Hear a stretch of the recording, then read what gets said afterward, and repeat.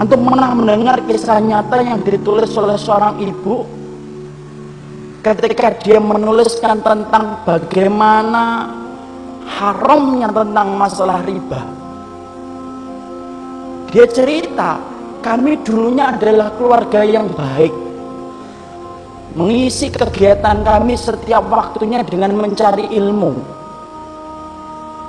Sampai satu waktu suami saya kepentok bisnisnya dan berkata, "Dek, ini kelihatannya bisnis kita ini tidak akan pernah dibesar kalau kita tidak pinjem.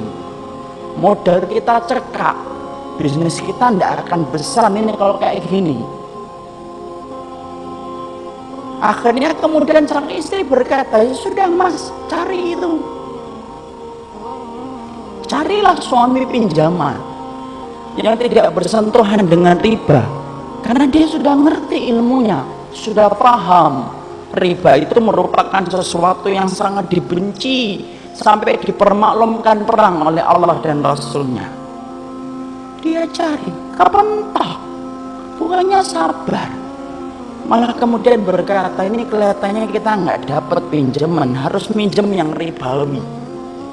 Istrinya yang sama-sama sudah ngaji berkata kepada suaminya, "Ya sudah mas, pinjam aja kalau memang itu terpaksa." Nah kita ini gampang sekali ngomong darurah. Nanti tutup dengan sholat, banyak sedekah. Riba mah tidak bisa ditutup dengan sholat dan tidak sedekah. Emang antum kira dengan kemudian riba setelah itu sedekah, kemudian sedekah antum diterima? Tidak diterima sedekah orang yang dari riba. Jangan dianggap remeh riba itu ikhwan, karena kalau kita nggak ngingetin ini, rusak negara kita ini gara-gara riba. Karena Allah permaklumkan perang.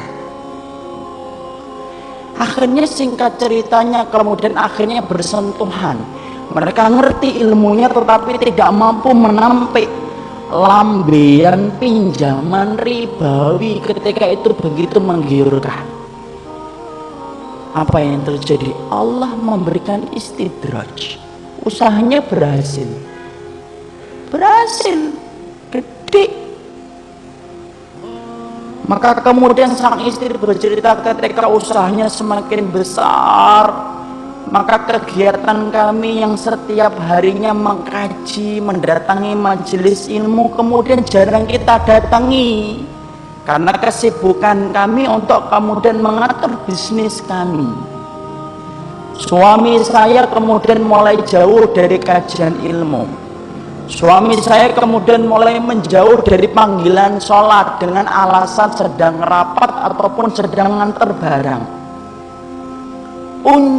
Puncaknya kemudian terjadilah satu dosa besar yang dilakukan oleh seorang suami, di mana istrinya tidak lagi bisa memaafkan. Ingat ikhwan, seorang suami kalau sudah melakukan dosa besar, istri punya hak meminta pisah dari suaminya, dan itu syar'i.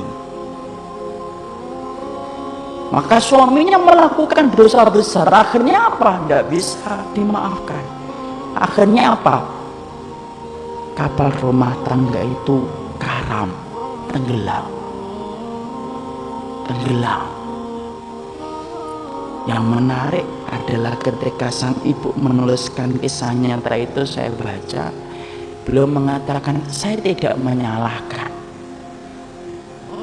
suami saya tidak menyalahkan bisnisnya, tapi yang saya salahkan adalah ketika kami sudah sibuk mengkaji ilmu, kami ngerti riba itu haram, tapi ternyata kami tidak mampu untuk meninggalkan, padahal kami tahu dosa yang dipermaklumkan perang di dalam kehidupan itu cuma satu dosa riba, dan kami berani mengambil itu." Sampai kemudian akhirnya Allah memberikan musibah dalam